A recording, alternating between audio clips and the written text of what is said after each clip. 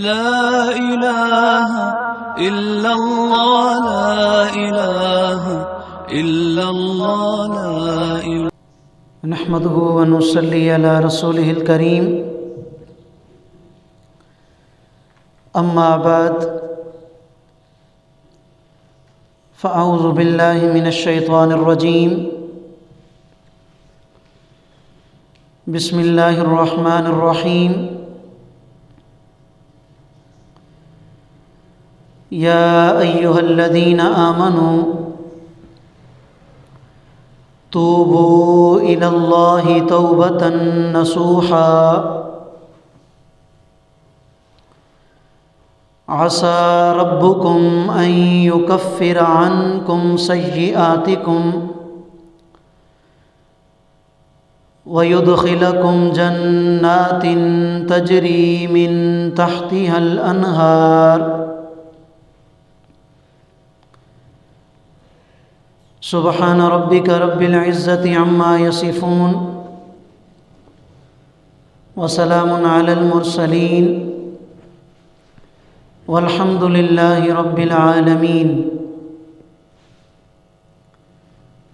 اللهم صل على سيدنا ومولانا محمد وعلى آل سيدنا ومولانا محمد وبارك وسلم. میرے انتہائی قابل احترام مسلمان بھائیوں، دوستوں، بزرگوں،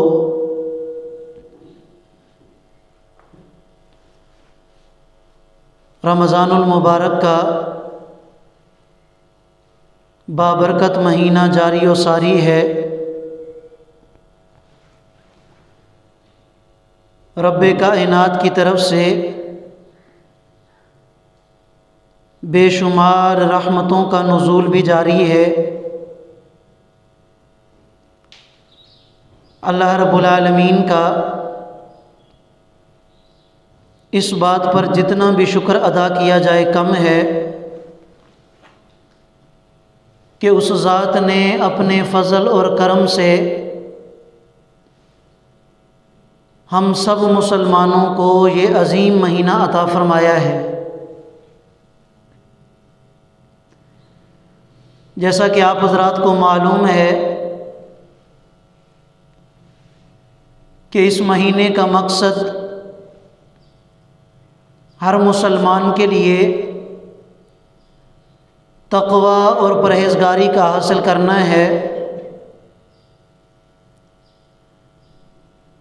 اس مہینے کے اندر اللہ رب العالمین کی طرف سے اس بات کی ٹریننگ دی جاتی ہے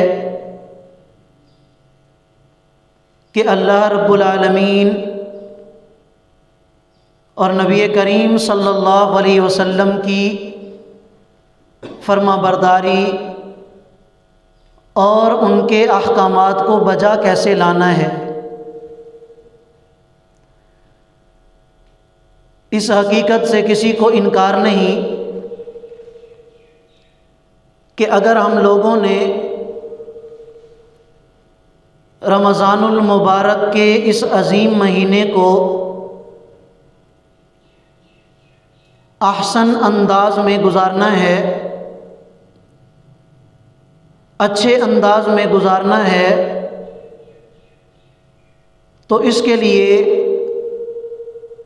قرآن و سنت پر عمل کرنا یہ ضروری ہے. چنانچہ نبی کریم صلی اللہ علیہ وسلم کی مبارک احادیث کے اندر مختلف قسم کے اعمال ذکر کیے گئے اور اس بات کی ترغیب دی گئی کہ ہر مسلمان انہی اعمال کے مطابق اس عظیم مہینے کو گزارے. چنانچہ حضرت سلمان فارسی رضی اللہ تعالی عنہ کی ایک روایت میں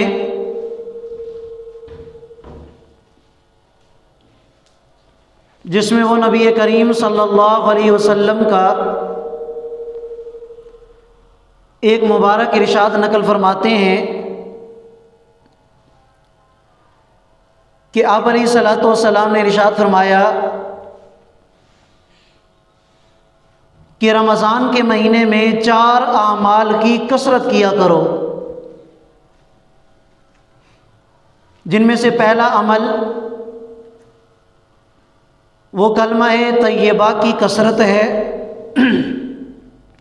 اور دوسرا عمل استغفار کی کثرت ہے، اور تیسرا عمل کہ کثرت کے ساتھ رمضان کے مہینے میں اللہ رب العالمین سے جنت کا سوال کیا کرو، اور چوتھا عمل دوزخ سے پناہ مانگا کرو۔ ہر مسلمان اس بات سے بخوبی واقف ہے کہ اللہ رب العالمین نے قرآن مجید میں اور نبی کریم صلی اللہ علیہ وسلم نے اپنی مبارک احادیث کے اندر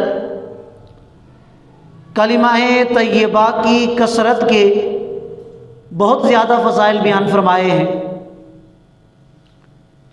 چنانچہ احادیث پاک میں آتا ہے افضل الذکر لا الہ الا اللہ، کہ جتنے بھی اذکار قرآن مجید میں یا احادیث مبارکہ کے اندر آئے ہیں ان تمام میں سب سے افضل ذکر وہ لا الہ الا اللہ کا ذکر ہے۔ اس بات کی ترغیب دی گئی کہ کلمہ طیبہ کی کثرت اور اس کا ذکر کثرت سے کیا جائے، تاکہ جب انسان کی موت کا وقت قریب آئے تو اس وقت بھی اس کی زبان پر یہ کلمہ طیبہ جاری ہو جائے۔ اور نبی کریم صلی اللہ علیہ وسلم کا مبارک ارشاد ہے من کان آخر کلامہ لا الہ الا اللہ دخل الجنہ، کہ جس مسلمان کی موت کے وقت اس کی زبان پر یہ کلمہ طیبہ جاری ہو گیا وہ سیدھا جنت میں چلا جائے گا۔ اللہ ہر مسلمان کو موت کے وقت یہ مبارک کلمہ عطا فرما دے۔ دوسری چیز آپ علیہ الصلوۃ والسلام نے ارشاد فرمایا کہ رمضان کے مہینے میں استغفار کی کثرت کیا کرو۔ استغفار کا معنی ہوتا ہے کہ اپنے دل میں اللہ کا خوف رکھتے ہوئے، اللہ کا ڈر رکھتے ہوئے، اپنے گناہوں پر شرمندہ ہو کر اللہ رب العالمین سے معافی مانگنا کہ یا اللہ میرے گناہوں کو معاف کر دے، یا اللہ میں نے غفلت میں آ کر بھولے سے یہ گناہ کر لیے، یا اللہ تو اپنی رحمت اپنی برکت نازل فرما اور میرے ان گناہوں کو معاف فرما دے۔ اللہ کے نبی نے ارشاد فرمایا کہ جب رمضان کے مہینے میں تم کثرت کے ساتھ استغفار کرو گے تو جو رمضان کا مقصد ہے تقوی اور پرہیزگاری، اللہ تعالیٰ اپنے فضل اور کرم سے وہ تمہیں عطا فرما دیں گے۔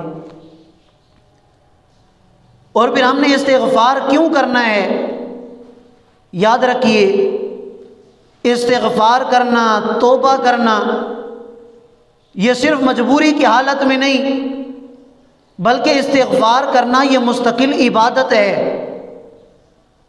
جیسے نماز پڑھنا عبادت، اللہ کا ذکر کرنا عبادت، قرآن کی تلاوت کرنا عبادت، اسی طرح استغفار کرنا بھی ایک عبادت ہے۔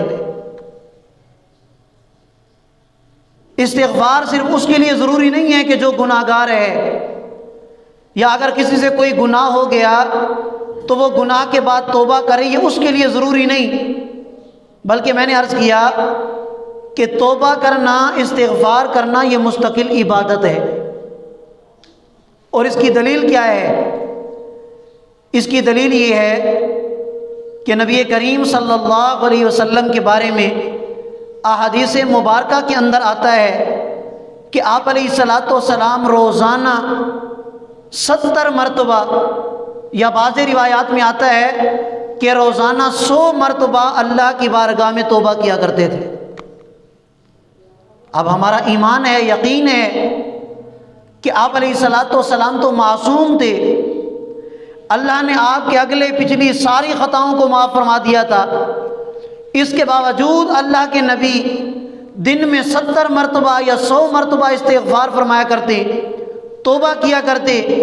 پتہ چلا کہ استغفار صرف گناہ کے بعد نہیں ہوتا، بلکہ استغفار کرنا، توبہ کرنا، اللہ کی طرف رجوع کرنا، یہ مستقل عبادت ہے، اور یہ عبادت اللہ تعالیٰ کو بہت زیادہ محبوب عبادت ہے۔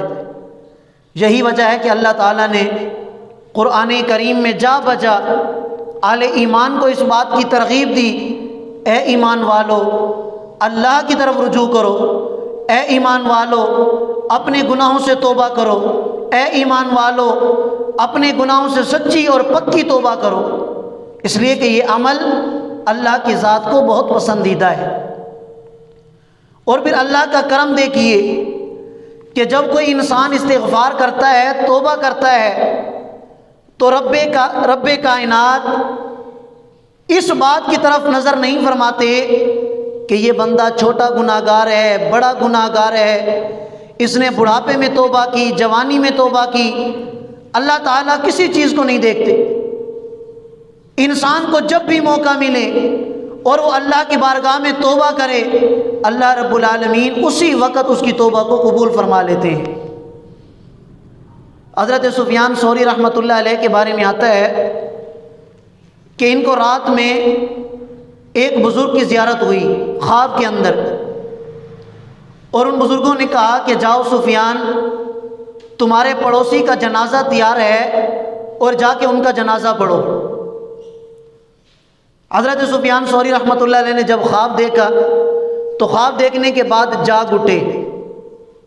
اب حیران و پریشان ہیں کہ مجھے تو پتہ ہے کہ میرا پڑوسی یہ تو بڑا شرابی قسم کا آدمی تھا، اور اس کا جنازہ پڑھوانے کے لیے یا پڑھنے کے لیے مجھے ان بزرگوں نے حکم دیا ہے، وجہ کیا ہے؟ تو آپ نے پتہ کروایا ان کے اہل خانہ سے کہ ان کی موت کس حال کے اندر ہوئی ہے۔ تو ان کی بیوی نے بتایا کہ یہ تو بڑا ہی گناہ گار آدمی تھا، بڑی غفلت میں اس نے زندگی گزاری، شرابی قسم کا آدمی تھا۔ جب موت کا وقت قریب آیا تو اس کی آنکھوں میں آنسو جاری تھے، اور اس نے روتے ہوئے اللہ کی بارگاہ میں یہ فریاد کی کہ اے میرے پروردگار، میں تو تیرا ایسا بندہ ہوں، نہ تو میرے پاس دنیا ہے اور نہ ہی میرے پاس آخرت ہے۔ یا اللہ خالی ہاتھ آیا تھا اور آج خالی ہاتھ جا رہا ہوں، ساری زندگی تیری نافرمانی میں لگا رہا، یا اللہ تو ہی میرا حامی و ناصر ہو، تو ہی میری مدد فرما۔ اسی رونے کی برکت سے موت کے وقت اللہ تعالیٰ نے اس کے سارے گناہوں کو معاف فرما دیا اور اس کی بخشش فرما دی۔ بے شمار ایسے واقعات ہیں کہ اللہ رب العالمین نے موت کے وقت کلمہ پڑھنے کی توفیق عطا فرما دی، موت سے کچھ دیر پہلے اللہ نے توبہ کرنے کی توفیق عطا فرما دی۔ اب اللہ رب العالمین آگے سے یہ نہیں فرماتے کہ یہ تو موت کا وقت ہے، اب تم مرنے کے قریب ہو، اب تمہیں توبہ یاد آئی، اب تو تمہاری بڑھاپے کی عمر ہے، اب تمہیں توبہ کرنا یاد آئی، نہیں، فوراً اللہ رب العالمین گناہوں کو معاف فرما دیتے ہیں۔ ایک بادشاہ نے ایک عالم کو اس بات کی دعوت دی کہ آؤ اور میرے دربار میں آ کر میرے ساتھ رہا کرو، اس لیے کہ تمہارا گھر ہے بہت دور اور میں تم سے بڑی محبت کرتا ہوں، تو میرا دل چاہتا ہے کہ تم میرے ساتھ رہا کرو۔ اگر آج کل کا کوئی عالم ہوتا اور اس طرح بادشاہ کی طرف سے پیشکش ہوتی تو وہ فوراً دوڑا ہوا شاید چلا جاتا۔ وہ عالم اس بادشاہ کے دربار میں آ کر بھرے مجمع میں، بھری محفل کے اندر اس بادشاہ کو آ کے کہتا ہے کہ بادشاہ سلامت، اگر میں آپ کے دربار میں آ کر آپ کے محل میں آ کر آپ کے ساتھ رہنے لگوں اور آپ کی کوئی باندی ہو، آپ کے گھر کی کوئی عورت ہو اور اس کے ساتھ اگر میں برائی کا ارتکاب کروں تو وہ بادشاہ بڑا غصے ہوا کہ تیری اتنی جرت کہ میں تمہیں اپنے محل کے اندر رکھوں اور پھر تم میری ہی گھر کی عورت کے ساتھ، میری ہی باندی کے ساتھ برائی کا ارتکاب کرے گا، تیری اتنی جرت۔ جب بادشاہ خوب غصے میں آیا تو وہ عالم صاحب کہنے لگے کہ بادشاہ سلامت، بڑی معذرت کے ساتھ میں آپ کے ساتھ نہیں رہ سکتا، ابھی تو میں نے یہ گناہ کیا نہیں اور آپ میرے اوپر اتنے زیادہ غصے ہو گئے، پتہ نہیں اگر خدا نہ خواستہ یہ گناہ ہو گیا تو آپ میرا کیا حشر کریں گے، اور میں آپ کی اس پیشکش کو قبول کیوں کروں اور اس رب کے دربار کو چھوڑ کر اور اس کے گھر کو چھوڑ کر میں آپ کے گھر میں آؤں کیوں کہ جو رب مجھے گناہ کرتے ہوئے دیکھتا بھی ہے پھر بھی مجھے معاف کر دیتا ہے، پھر بھی میرے اوپر غصہ نہیں کرتا، میں اس رب کے دربار کو چھوڑ کر آپ کے دربار میں نہیں آ سکتا۔ تو ہمارا رب تو اتنا کریم رب ہے، اب اتنے کرم کے باوجود، اتنے فضل کے باوجود اگر مسلمان اس رب کی طرف رجوع کر کے اپنے گناہوں کی معافی نہ کروا سکیں تو پھر ہم سے بڑھ کر کوئی بدبخت اور ہو نہیں سکتا۔ فقی ابو اللیث سمرقندی رحمۃ اللہ علیہ نے تنبیہ الغافلین کے اندر ایک واقعہ لکھا ہے کہ ایک دن حضرت عمر فاروق رضی اللہ تعالی عنہ حضور علیہ الصلوۃ والسلام کی مجلس میں جا رہے تھے تو راستے میں ایک آدمی کے ساتھ ملاقات ہوئی۔ اس آدمی کو دیکھا کہ وہ بہت زیادہ رو رہا ہے۔ حضرت عمر نے پوچھا کہ بھائی روتے کیوں ہو؟ تو آدمی کہنے لگا کہ حضرت مجھ سے ایک بہت بڑا گناہ ہو گیا ہے اور میرا دل اس بات پر ڈر رہا ہے کہ پتہ نہیں میرا رب مجھے معاف بھی کرے گا کہ نہیں کرے گا۔ حضرت عمر فاروق رضی اللہ تعالیٰ عنہ کو بڑا ترس آیا تو اس آدمی نے کہا کہ حضرت آپ اپنے نبی کے پاس جا کر میری سفارش کر دیں کہ وہ میرے حق میں اللہ سے سفارش کریں۔ حضرت عمر فاروق رضی اللہ تعالیٰ عنہ روتے ہوئے اللہ کے نبی کی محفل میں پہنچے۔ اللہ کے نبی نے پوچھا کہ عمر روتے کیوں ہو، کیوں رو رہے ہو؟ تو حضرت عمر فاروق رضی اللہ تعالیٰ عنہ نے سارا واقعہ سنایا اس نوجوان کا۔ تو آپ علیہ الصلوۃ والسلام نے اس نوجوان کو اپنے پاس بلایا۔ جب وہ نوجوان آیا زاروں قطار رونے لگا۔ اللہ کے نبی نے پوچھا کہ کیوں روتے ہو؟ کہا کہ ایک بہت بڑا گناہ ہو گیا اور مجھے ڈر ہے کہ میرا رب مجھے معاف نہیں کرے گا۔ تو اللہ کے نبی نے سوال کیا کہ کیا تمہارا گناہ اللہ کے عرش سے بھی بڑا ہے؟ تو وہ نوجوان کہنے لگا کہ ہاں اللہ کے عرش سے بھی بڑا ہے۔ کیا اللہ کی کرسی سے بھی بڑا ہے؟ کہا کہ ہاں اللہ کی کرسی سے بھی بڑا ہے۔ اللہ کے نبی نے ارشاد فرمایا کہ کیا تم نے اللہ کی ذات و صفات میں شرک کیا ہے؟ کہا کہ نہیں شرک نہیں کیا۔ کسی کو قتل کیا؟ کہا کہ نہیں کسی کو قتل بھی نہیں کیا۔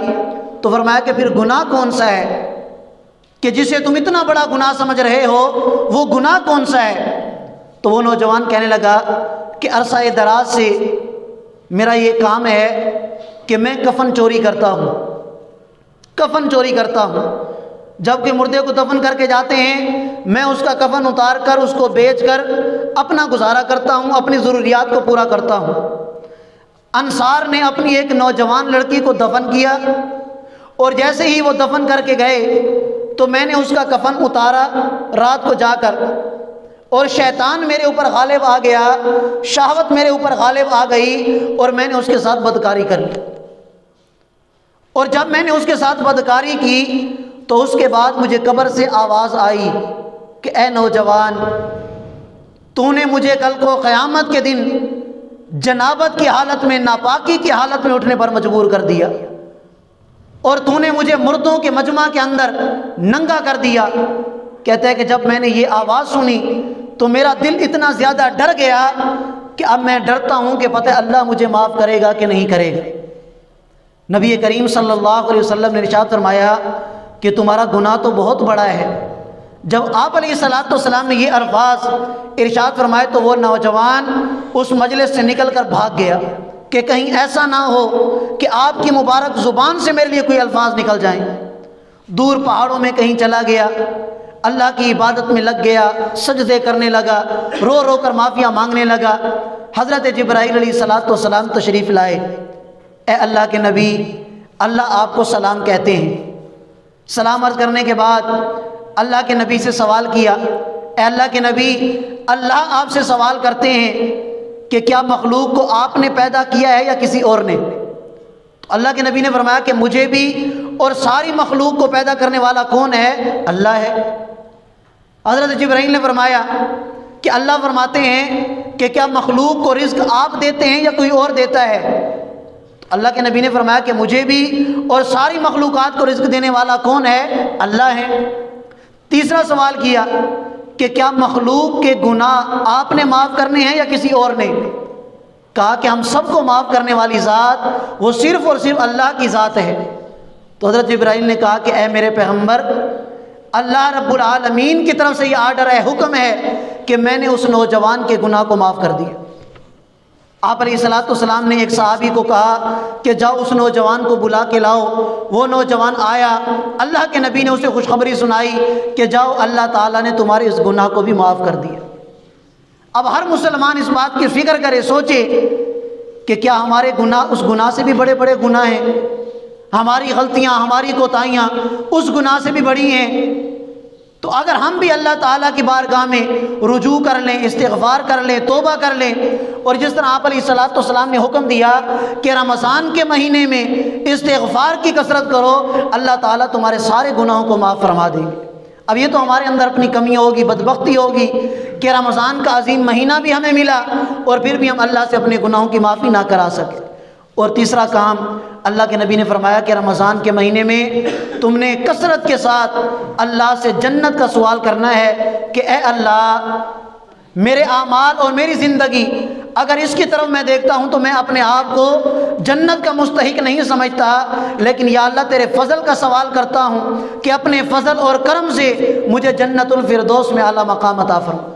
اور چوتھا کام ہم نے کرنا ہے دوزخ سے پناہ مانگنا کہ یا اللہ یہ عظیم مہینہ ہے اور یہ مہینہ تو نے مجھے عطا کیا، روزہ رکھنے کی توفیق دی، تراویح پڑھنے پڑھانے کی توفیق دی، یا اللہ ان اعمال کی برکت سے میں تجھ سے دعا کرتا ہوں کہ مجھے دوزخ کی آگ سے پناہ عطا فرما دے۔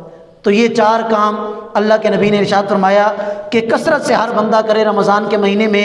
انشاءاللہ جب رمضان کا مہینہ گزرے گا تو یہ گناہوں سے پاک ہوگا، تقوی اور پرہیزگاری اللہ تعالیٰ اسے عطا فرما دیں گے، اور اللہ کا قرب اور اللہ کی محبت بھی اسے عطا کر دی جائے گی۔ اللہ رب العالمین کی بارگاہ میں دعا گو ہوں کہ اللہ تعالیٰ ہم سب کو سمجھنے اور عمل کرنے کی توفیق عطا فرمائے۔ وآخر دعوانا ان الحمد للہ رب العالمین۔ جزاکم اللہ خیرا۔